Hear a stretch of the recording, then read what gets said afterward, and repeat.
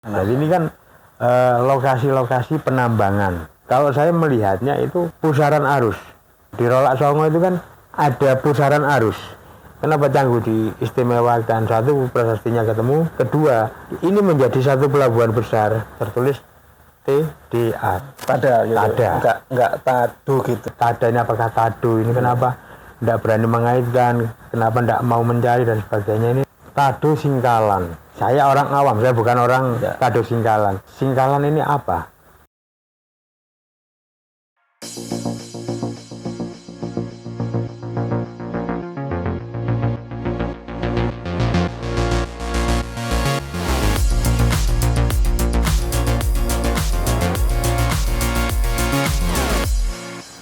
Salam Nusantara.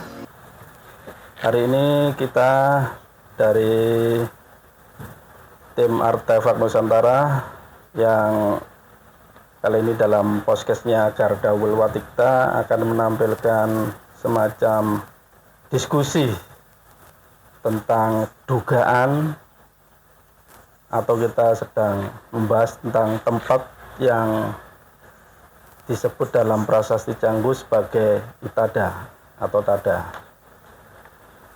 yang mungkin ada hubungannya dengan tempat kita sekarang, yaitu di Dusun Tado, Desa Singkalan, Kecamatan Balongbendo, Kabupaten Sidoarjo. Kali ini kita bersama Mas Dewa Angga dari Artefak Nusantara. Dia berasal sebenarnya dari Surabaya, tapi sudah bermukim di Lamongan. Juga bersama putrinya, adik Gracia. Oke, kali ini kita langsung aja ke pembahasan tentang uraian di Prasasti Canggu, kalau nggak salah di lempeng kelima ya Mas Angga ya. Tentang tempat-tempat yang disebut sebagai penyeberangan atau Naditera Pradesaan Ambangi. Nah, saat ini kita berada di Dusun Tado yang kebetulan Mas Angga mirip dengan nama yang disebutkan dalam prasasti Canggu tersebut, khususnya dengan nama Tada atau Itada.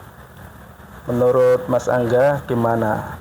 Apakah ada istilahnya keselarasan atau hubungannya antara Tado dengan Tada? Gimana Mas? Kalau kita lihat secara toponim hampir ada kemiripan, tapi antara Tada dan Tado di huruf vokalnya ini kan ada sedikit perbedaan. Seolah-olah Tada dan Tado bersinggungan, tapi kalau kita melihat tulisan pada lempeng rekto 5 sisi depan itu tertulis TDA. Di situ tidak ada cerak atau titik atas atau semacam. Langsung cepat ya, Tada gitu. Enggak Tado gitu, enggak Tada gitu. Jadi Tada. Seolah-olah A-nya tuh hilang. Ya. Kalau itu hilang. Kalau kita dari linguistik itunya. Tapi dari serapan frasa-frasa bahasa mungkin saya mengartikannya sebuah peralihan era. Mungkin cara penyebutan orang setiap masa ke masa ini kan berbeda. Di sekitar kita di Jawa bagian sisi timur ini kan contoh kita Gakno. Nah, di sini apa anunya? Gakno itu enggak ada. Langsung nindak. Ora ono itu Jawa Kulon di sini ya. Gakno itu benar sama ya. Sama. Gakno, terus ada yang menyebut Gaono. Nah, kemungkinan besar terjadi pergeseran frasa kalimat di situ perkataannya. Jadi ketika saya 2005-2006 mencoba mencari di mana posisinya Canggu, apakah memang di pelabuhan dusun yang sekarang yang ini disebut Desa Canggu ini, ataukah Canggu yang lain? Karena di Bali sendiri pun ada nama Canggu. Betul. Surawono Kediri. Iya, ada juga. Tapi kalau melihat di sekitar sini, di sekitar Tado Singkalan, sekitaran Balung Bendo sini, di Waringin Sabta, Waringin Pitu sini, kelihatannya saya lebih yakin Canggu itu ada di sekitar sini. Ya. Secara otomatis dalam penyebutan lempeng kelima prasasti Canggu tersebut, kemungkinan sobat pecinta cagar budaya di mana saja mungkin masih dalam kemungkinan ini. Mungkin kata tada atau itada mungkin kalau itu mungkin bisa berubah jadi sekarang mungkin dari padu ya, baru mungkin. Tetapi dari itu Mas Angga, dari kajian lainnya, maksudnya bukan nama linguistik aja tadi kan, dari toponim, terus dari tinggalan arkeologis yang ada di sekitar Balong Bendo dan Waringin Anom, juga dari Mojokerto bagian timur, juga di sini dekat dengan lokasi yang diduga tempat berdirinya Majapahit, yaitu di wilayah Tarik, khususnya di desa Kedung Bocok. Dan menurut pengamatan kami beberapa tahun dari komunitas kami Garda, memang banyak terdapat titik-titik kekunoan. Nah, titik-titik kekunoan itu dalam kategorinya itu kebanyakan di sini pemukiman. Nah, kenapa kok kami sebut pemukiman? Karena kebanyakan kita mendapati sumur kuno, sedikit ada sisa-sisa alat masak seperti lumpang, batu pipisan, terus ya ada struktur yang sudah nggak tertata. Makanya kami memberanikan diri menyebut pemukiman. Kalau yang candi atau yang mungkin tempat pemujaan memang ada yang kita tengarai, tapi nggak ke semuanya. Jadi masih kita belum berani ngomong di situ pasti ada, enggak. Cuma memang ada beberapa titik, ada temuan lingga atau yoni atau aksesoris yang biasanya ada di candi, misalnya pelipit atau batu yang ada reliefnya, itu memang ada di beberapa tempat, khususnya di Balong Bendo sebelah timur. Tapi di daerah desa ini, khususnya Singkalan, kita hanya mendapati ya, bukan menemukan.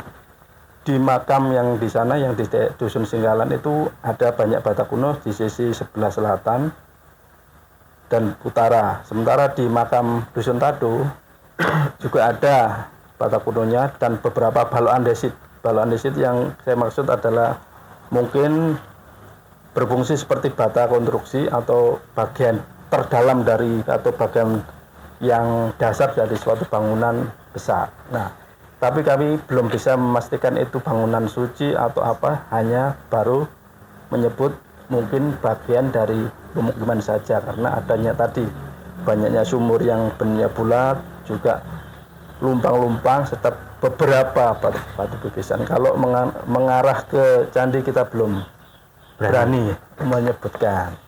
Lah, apakah pada tersebut dalam prasasti bisa dijelaskan sedikit tentang apakah tadi tempat apa semacam dermaga atau pelabuhan atau mungkin pemukiman atau apa, Mas? Mungkin bisa ditambahkan lah tentang ini di itu. Dalam catatan saya di lempeng 5 di sisi depan itu secara berurutan disebutkan Isarba atau Sarbo. Isarba, ya.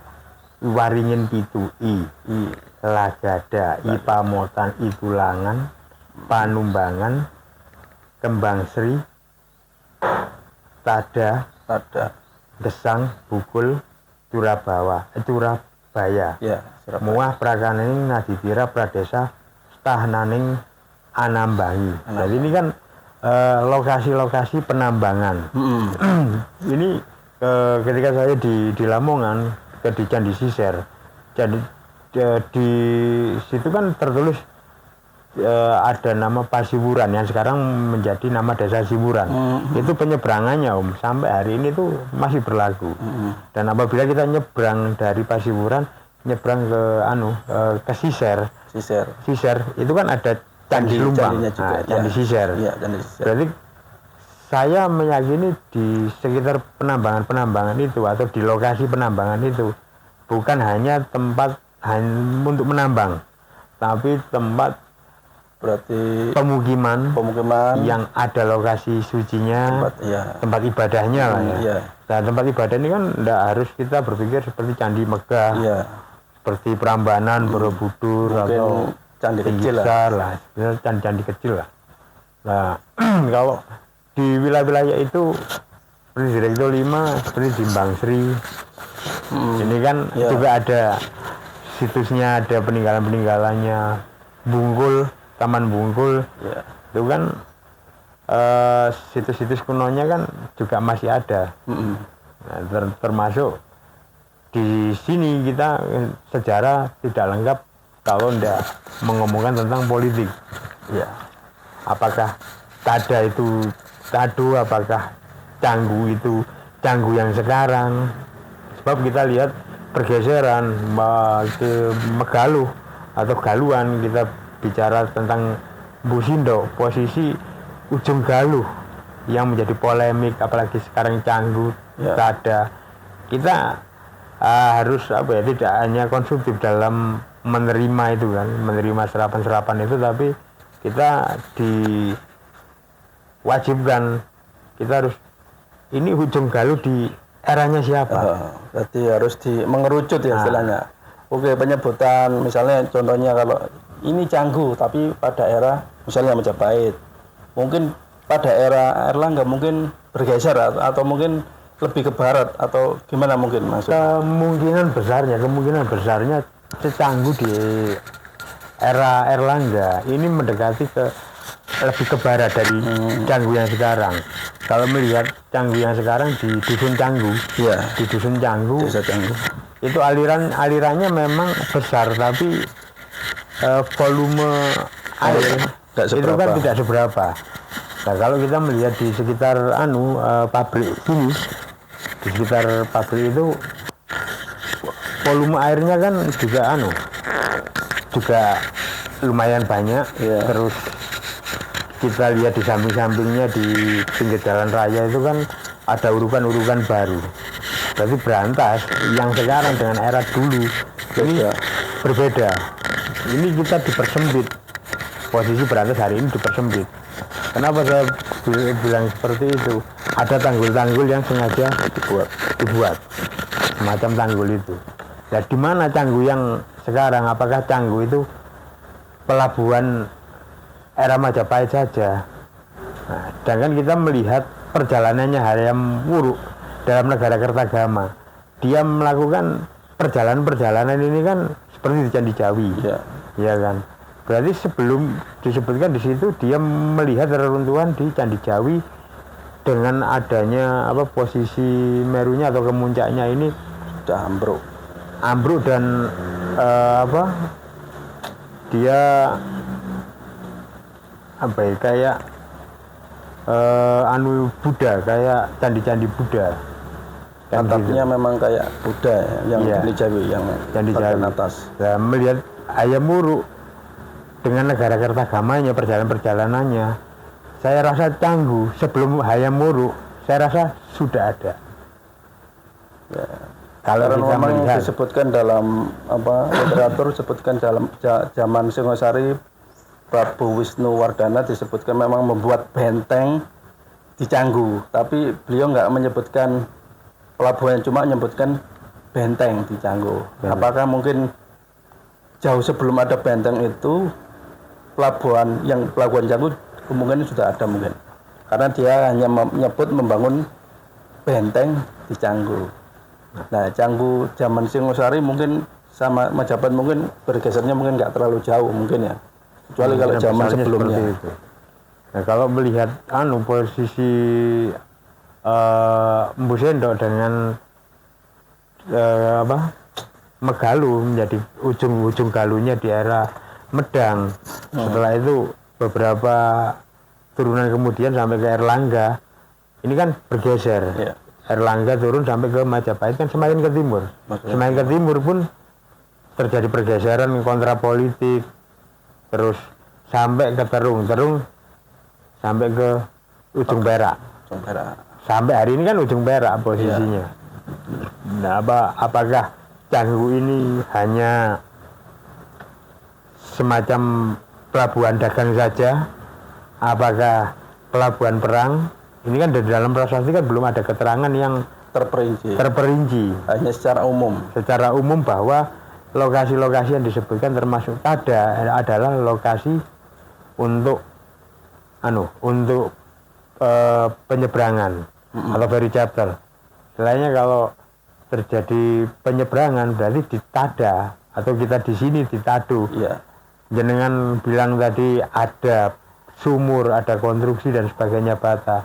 Berarti di sini adalah bekas pemukiman kuno yang tidak mungkin tidak terjadi interaksi antara satu daerah ke daerah yang lainnya. Berarti tempat bermukim sementara para pedagang atau istilahnya usahawan dari negara lain mungkin bermukim di sekitar Canggu.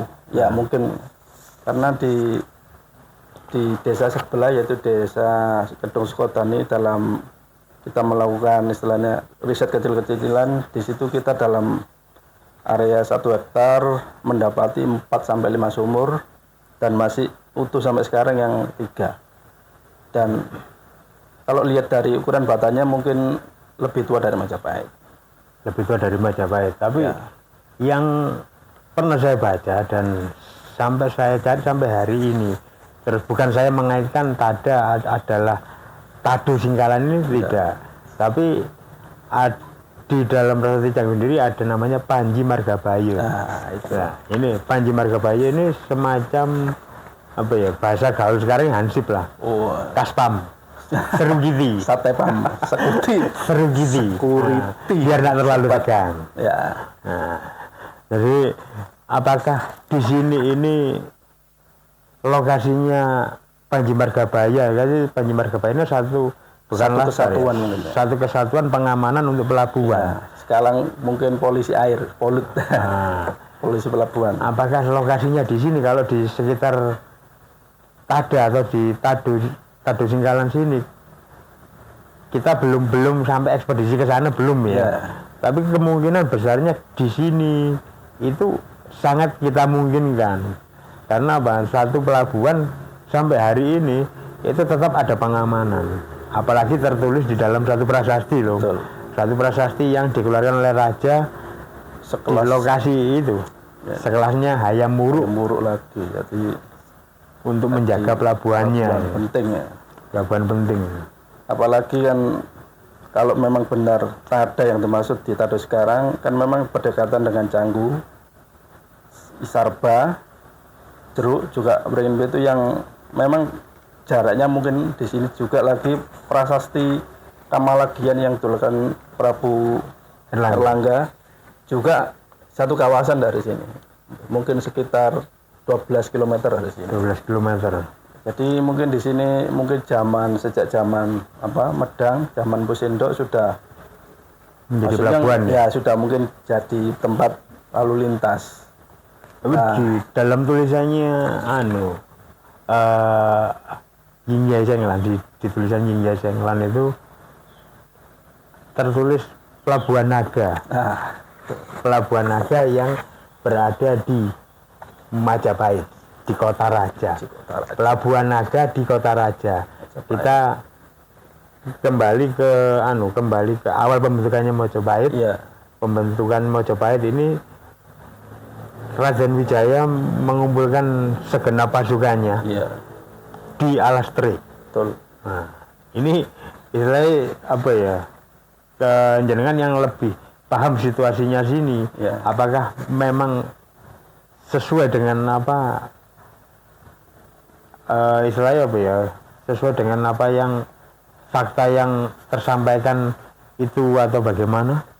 Kalau menurut hasil kerennya kalau penelitiannya, karena kita bukan sekedar istilahnya belusuan terus dengar rakyat kita tulis dan sedikit melakukan istilahnya observasi kecil-kecilan. Memang kalau memang benar yang di Alas Terik, yang di Kedung Pojok sana memang dikatakanlah memang Majapahit di sana dan pelabuhan Canggu di sini, mungkin markas penghimpunan pasukan Majapahit untuk menyerang, terutama menyerang posisi Majapahit tentara Tartar di Canggu, ya nggak jauh dari sini. Tapi yang jelas posisi Tartar sendiri mungkin ada di Canggu yang sekarang, atau mungkin yang dimaksud Kota Naga tadi, atau yang sekarang ada di perusahaan itu.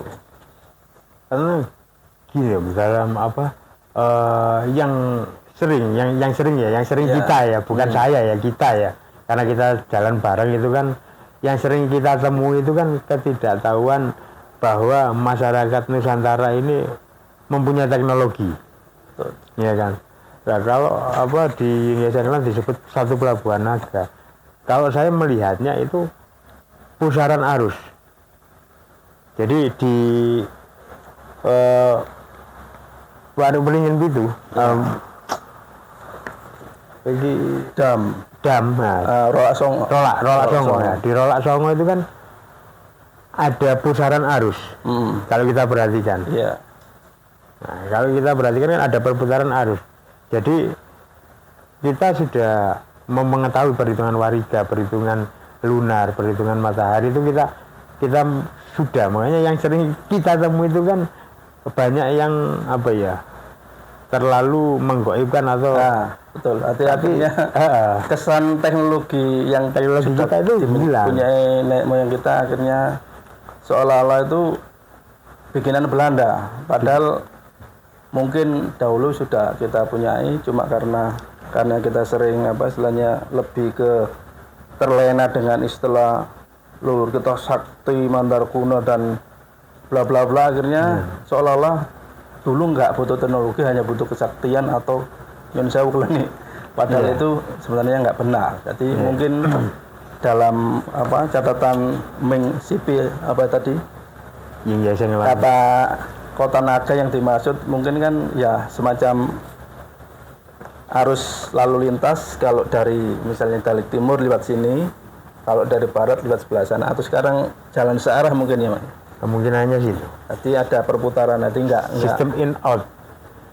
Jadi ketika masuk dia tidak akan kembali seperti kita kayak motor langsung kembali gini kan tidak mungkin, karena kapal sendiri kan butuh haluan. Betul.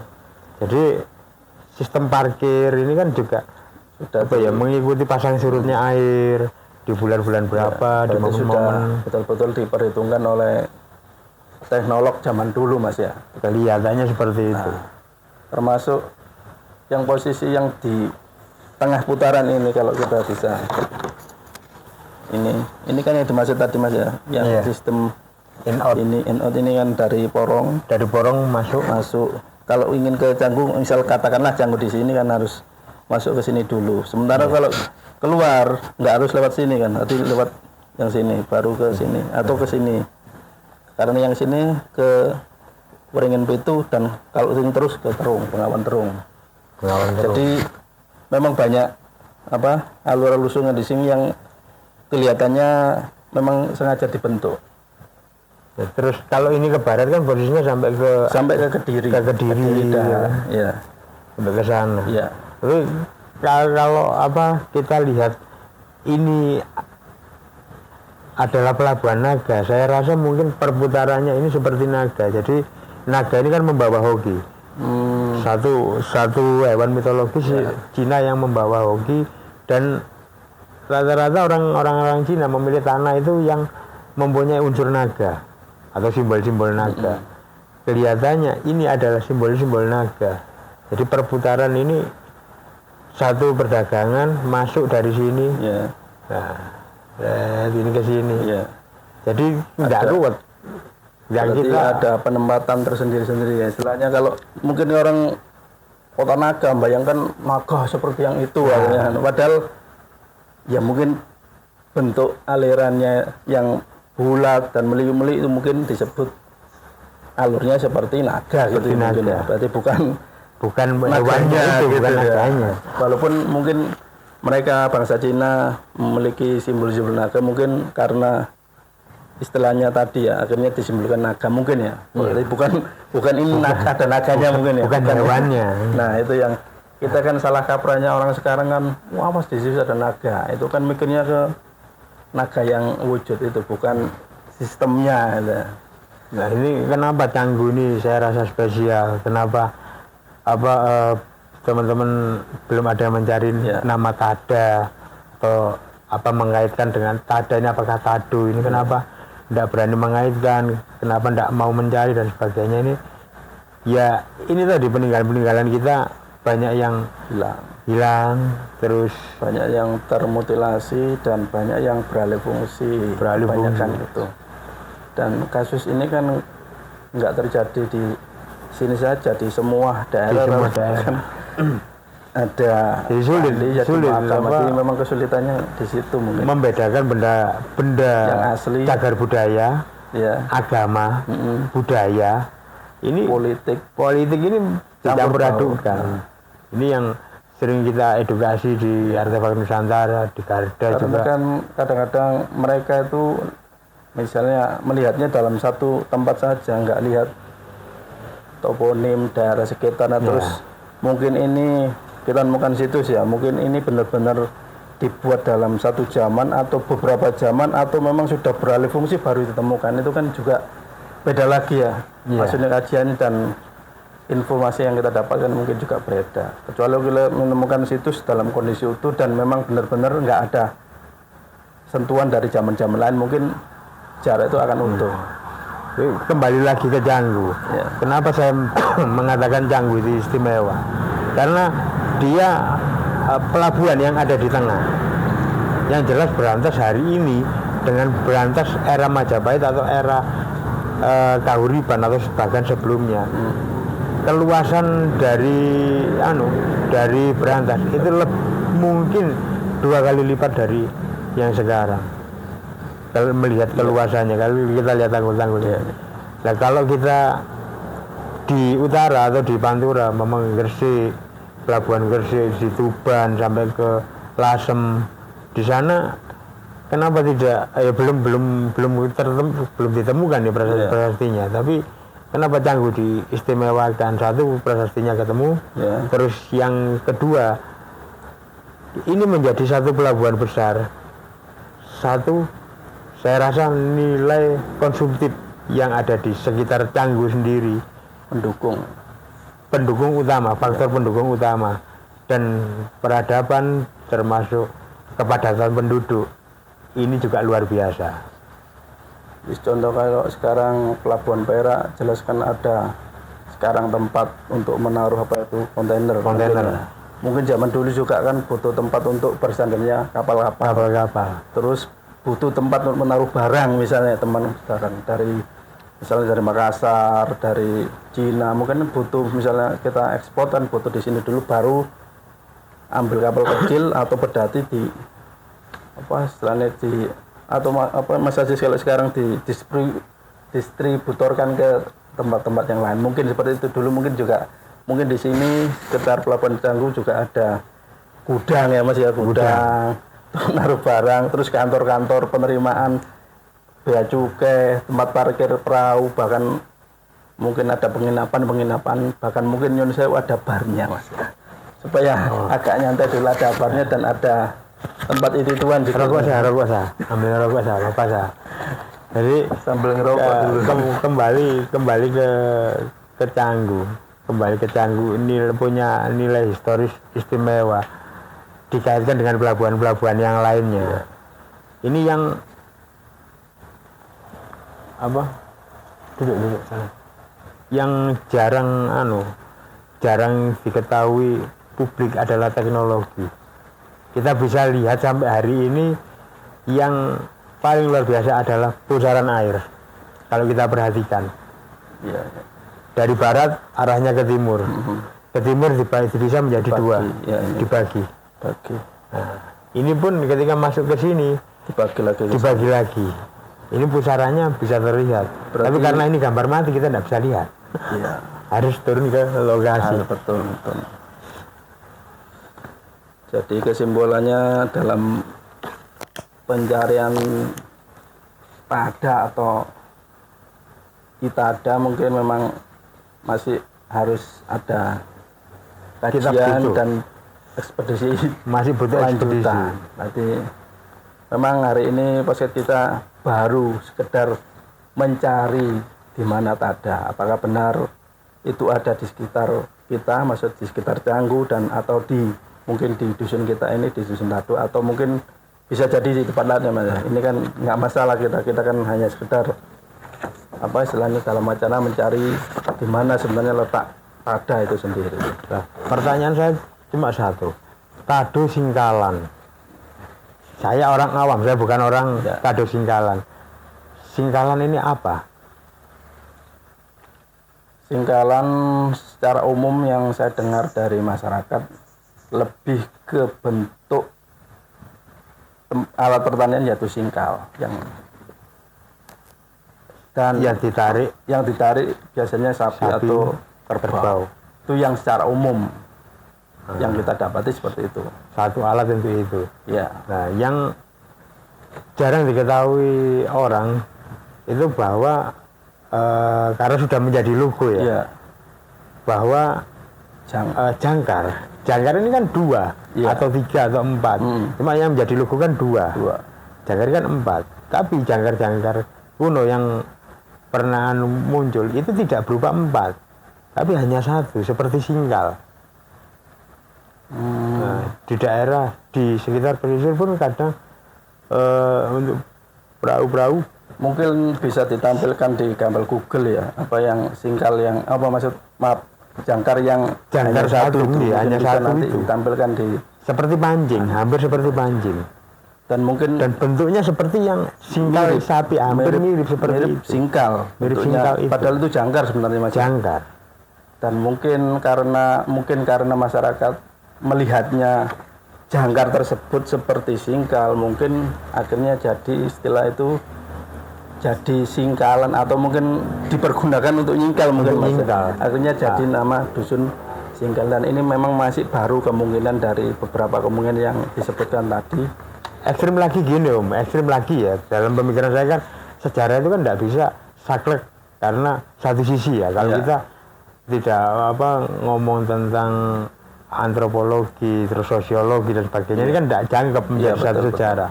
Bisa jadi pelabuhan ini dipindah, ya kan, pelabuhan ini dipindah, masyarakat yang biasanya di sini menjadi nelayan atau bekerja di pelabuhan ini sudah kehilangan pekerjaan karena tempatnya sudah bergeser ya.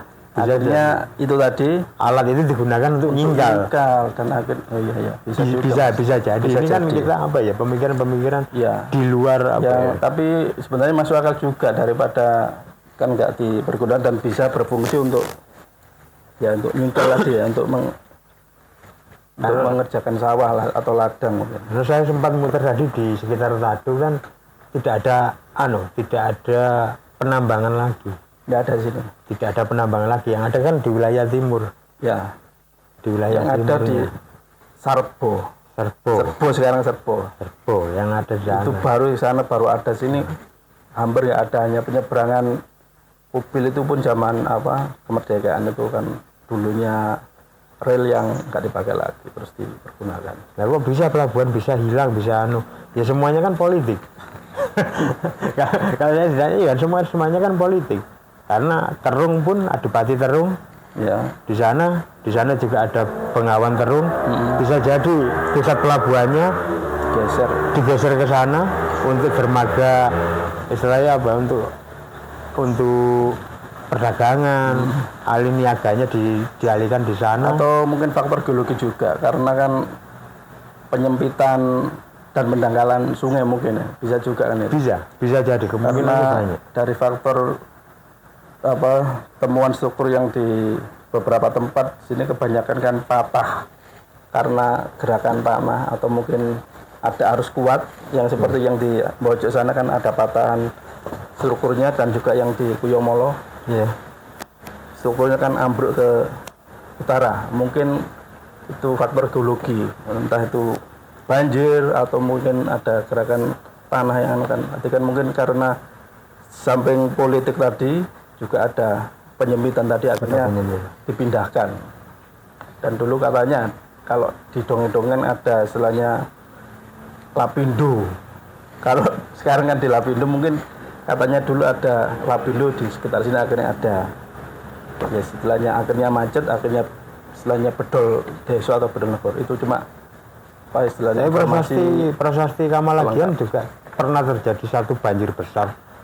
Dari Kamalagian ini di mana? Kemelagi yang di barat sini atau Klagen yang di sana yang ada di timur sini? Padahal nama Klagen banyak sekali di sini. Nama Dan Klagen itu pun nama pohon aja. Nama pohon. Nah, itu yang kita Klagen. juga gak bingung. Ini apakah in situ di Klagen sana?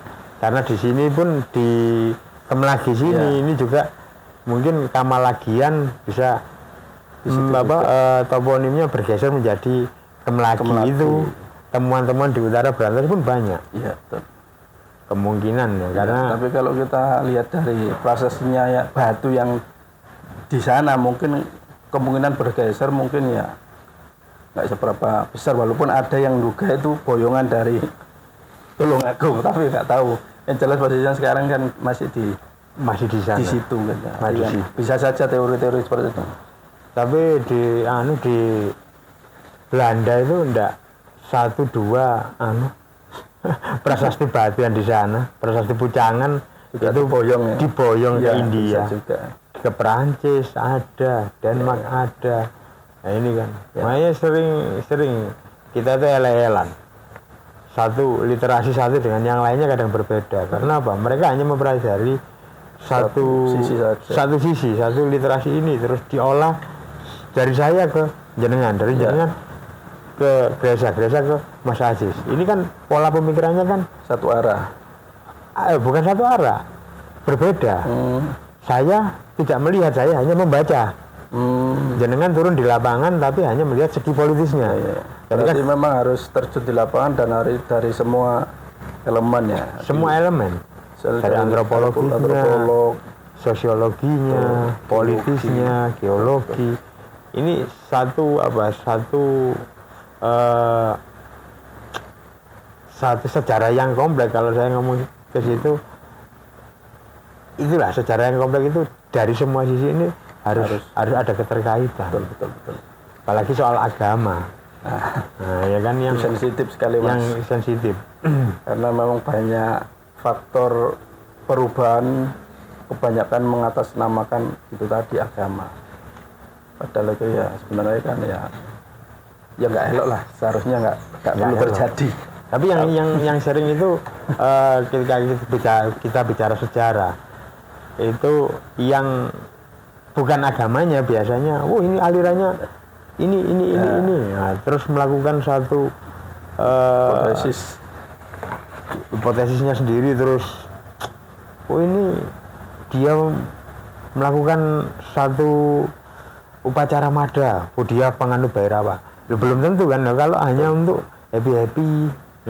Misalnya mada ini kan madat itu kan. Iya, betul. Minum-minum acara atau itu kan nggak harus acara keagamaan. Nggak harus acara keagamaan. Ini kan banyak sempalan-sempalan dan bukan berarti itu kan juga sempalan dari agama. Mungkin aja tadi happy atau sekedar kongko seperti kita sekarang kan lagi happy aja, ngopi, minum apa. Nah kan bukan berarti kita beraliran tantra Bhairava kan. Yang kebanyakan mereka yang terlalu serius, Mas. Kalau gini maka mungkin langsung divonis Bhairava tantra, divonis Waisnawa, ya kan. Padahal kan itu masih baru dugaan-dugaan seperti yang kita bahas sekarang, dugaan di mana Taden. Ya mungkin hanya seperti itu, sahabat pencinta cagar budaya di mana saja di Nusantara.